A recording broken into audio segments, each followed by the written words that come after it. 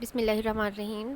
Second year students, आज हम chapter number 15 का टॉपिक देखेंगे, osmoregulation in animals. Osmo regulation in animals में हम कवर करेंगे osmo conformers, osmo regulators and osmo regulation in different environments. सबसे पहले हम देखते हैं ओस्मो कन्फॉर्मर्स क्या होते हैं। Osmoconformers have the same solute concentration as their environment, यानी कि ये आइसोटोनिक होते हैं अपने इन्वायरमेंट के, so water moves in and out freely due to osmolytic balance. Mostly जो ओस्मो कन्फॉर्मर्स होते हैं ये मेरीन इनवर्टिब्रेट्स होते हैं। इसकी एग्जांपल है हैगफिश, जो आपको डायग्राम में नज़र आ रही है।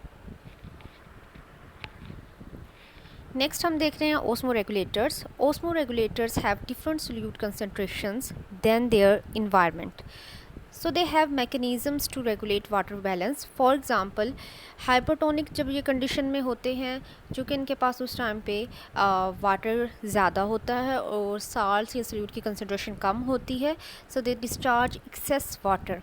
While in hypertonic condition they have high concentration of solute while low concentration of water, so they excrete excessive salts in hypertonic condition.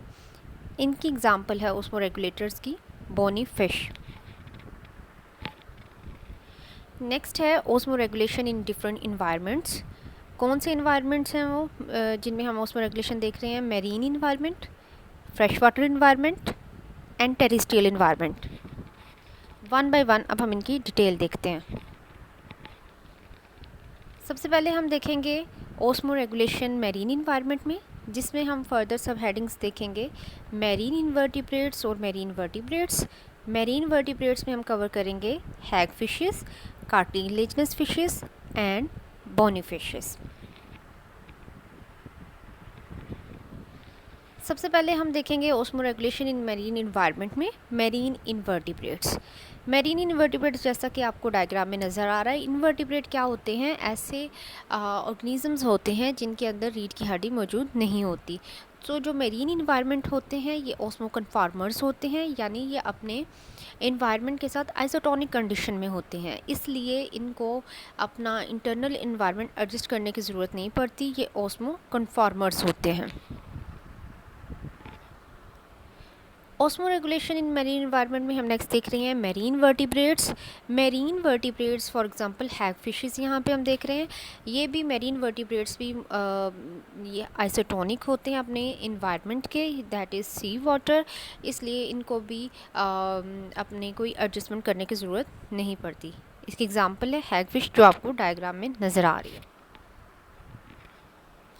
Next हम देख रहे हैं मेरीन वर्टिब्रेट्स।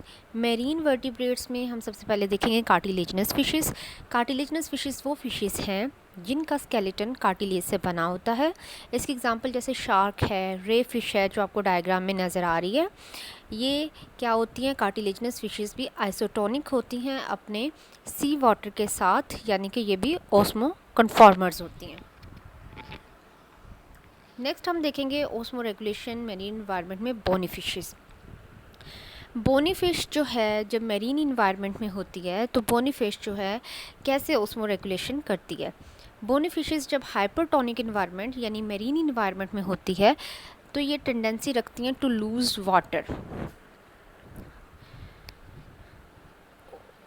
अब ये जो वाटर लूज़ होता है हो जाता है इनकी बॉडी से, इसकी कमी को ये कैसे कंपनसेट करती हैं बोनी फिशेस? और ये वाटर को क्यों लूज़ करती हैं? क्योंकि ये हाइपरटोनिक इन्वायरमेंट में मौजूद हैं। सी वाटर हाइपरटोनिक है और इनकी बॉडी की जो इंटरनल इन्वायरमेंट है वो हाइपरटोनिक है, और आपको पता है कि वाटर हाइपरटोनिक से हाइपरटोनिक की तरफ मूव करेगा, ठीक है, यानी इनकी बॉडी से आउटसाइड मूव करेगा। इस कमी को पूरा करने के लिए they gain water and salt ions from food. इसके अलावा gain of water and salt ions from drinking sea water, यानी फूड और सी वाटर के ज़रिए से ये वाटर की कमी को पूरा कर रही हैं। इसके अलावा जो मेरीन इन्वायरमेंट में बोनी फिशेस होती हैं, they have excess salts in body. तो एक्सेस जो साल्ट्स हैं इन बॉडी के, इनकी बॉडी में, इनको रिमूव कैसे करती हैं? ये रिमूव करती हैं साल्ट्स को बाय गिल्स एंड किडनी। जैसा कि आपको डायग्राम में भी नज़र आ रहा है, ठीक है। इसके अलावा बोनी फिशेस के पास रेक्टल ग्लैंड्स होते हैं। रेक्टल ग्लैंड्स क्या होते हैं? These are special salt secreting glands. इनको रेक्टल ग्लैंड्स इसलिए कहते हैं क्योंकि ये रेक्टम के पास मौजूद होते हैं। इसके अलावा बोनी फिशेस जो हैं यूरिया को स्टोर करती हैं। यूरिया एक वेस्ट मटेरियल है। इसके अलावा इनके अंदर एक और अडेप्टेशन है कि ये यूरिया को कन्वर्ट कर लेती हैं TMO में। अब TMO क्या है? Tri methyl amine oxide. Tri methyl amine oxide में यूरिया को क्यों कन्वर्ट किया जाता है? क्योंकि tri methyl amine oxide stable है और लेस डैमेजिंग है एज़ कम्पेयर टू यूरिया। इसके अलावा जो बोनी फिशेस मैरीन इन्वायरमेंट में होती हैं, इनमें एक और अडेप्टेशन है कि ये कंसनट्रेटेड यूरिन प्रोड्यूस करती हैं टू कंजर्व वाटर। नेक्स्ट है हमारे पास osmoregulation in fresh water environment. यहाँ पे जो फिशेस हैं ये हाइपोटोनिक इन्वायरमेंट में हैं, यानी इनकी बॉडी के अंदर का जो इन्वायरमेंट है वो हाइपोटोनिक है और आउटसाइड इन्वायरमेंट हाइपोटोनिक है, जिसकी वजह से वाटर आउटसाइड से इनसाइड मूव करेगा। जब वाटर इनसाइड मूव करेगा तो इनके लिए प्रॉब्लम होगा, जैसा कि हमने स्टार्ट में उसमें इसके बारे में पढ़ा था कि इनकी वजह से जो सेल हैं वो स्वेल अप हो जाएंगे, ठीक है। ये इनका प्रॉब्लम होगा, प्रॉब्लम ऑफ स्वेलिंग अप। इस प्रॉब्लम को ये किस तरीके से हैंडल करती हैं? मिनिमम अपटेक ऑफ वाटर के ज़रिए से। इसके अलावा डाइल्यूट यूरिन प्रोड्यूस करके, यानी इनके अंदर जो वाटर इनसाइड मूव कर रहा है उससे ये कैसे जो है इसको रिमूव कर रही हैं एक्सेस वाटर को, कि मिनिमम अपटेक करती हैं वाटर का ये वाली फिशेस। इसके अलावा डाइल्यूट यूरिन प्रोड्यूस करके।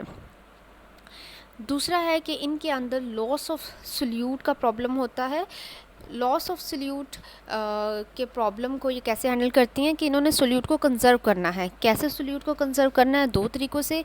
किडनी एक तो रीअब्सॉर्ब करते हैं साल्ट्स को, और इसके अलावा ये साल्ट या आइंस को का अपटेक करती हैं गिल्स के ज़रिए से, ठीक है। जैसे आपको डायग्राम में नज़र भी आ रहा है कि gain of water and some ions in food. इसके अलावा साल्ट्स का ये अपटेक कर रही हैं गिल्स के ज़रिए से। इसके अलावा जो साल्ट आइंस हैं उनकी जो एक्सक्रीशन है and large amounts of water in dilute urine के सूरत में जो है ये अपने इस तरीके से ओस्मो रेगुलेशन परफॉर्म कर रही हैं।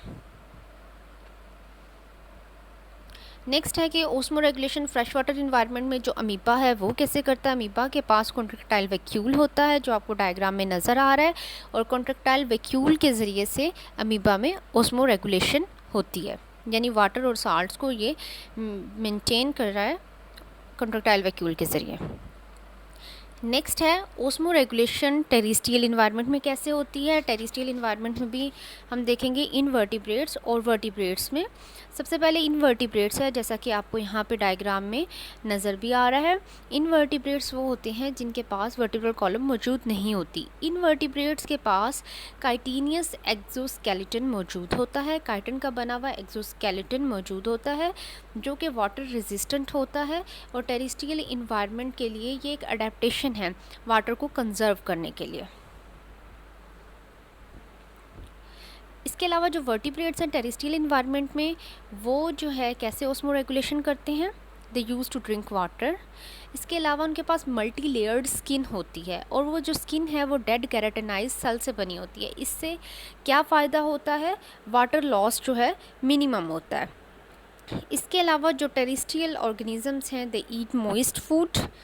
इसके अलावा इनमें जो यूरिन प्रोड्यूस होता है वो कंसनट्रेटेड होता है ताकि पानी को बचाया जा सके। आगे हम देख रहे हैं एनहाइड्रोबायोसिस। एनहाइड्रोबायोसिस क्या चीज़ है? Ability to tolerate dehydration. ये टेरेस्ट्रियल ऑर्गेनिजम्स में होती है। इसकी एग्जांपल हम देख रहे हैं कैंगरू रैट में, जो आपको डायग्राम में नज़र आ रही है। कैंगरू रैट जो है ये डेजर्ट प्लांट के सीड्स के ऊपर फीड करता है। अब ये जो डेजर्ट प्लांट के जो सीड्स हैं ये रिच इन कार्बोहाइड्रेट्स होते हैं, और जो कार्बोहाइड्रेट्स ये वाले जो सीड्स हैं जब इनके अंदर मेटाबॉलिज्म के ज़रिए से, मेटाबॉलिक एक्टिविटीज़ के ज़रिए से इन कार्बोहाइड्रेट्स का जब होगा यहाँ पे कैटाबॉलिज्म होगा, as a result water produce होगा बाई प्रोडक्ट के तौर पे। तो इस वाटर को इस्तेमाल करती हैं और कैंगरू रैट, और इस तरीके से ये डिहाइड्रेशन जो है के बावजूद जो है ये डिहाइड्रेशन को टॉलरेट कर सकता है, क्योंकि ये डेजर्ट प्लांट के सीड्स के ऊपर फीड कर रहा है, जिसमें कार्बोहाइड्रेट्स बहुत ज़्यादा होता है, और मेटाबॉलिज्म, कार्बोहाइड्रेट के मेटाबॉलिज्म के रिज़ल्ट में वाटर प्रोड्यूस हो रहा है। तो इस तरीके से ये टेरेस्ट्रियल इन्वायरमेंट में कैंगरू रैट सर्वाइव कर सकता है। थैंक्स।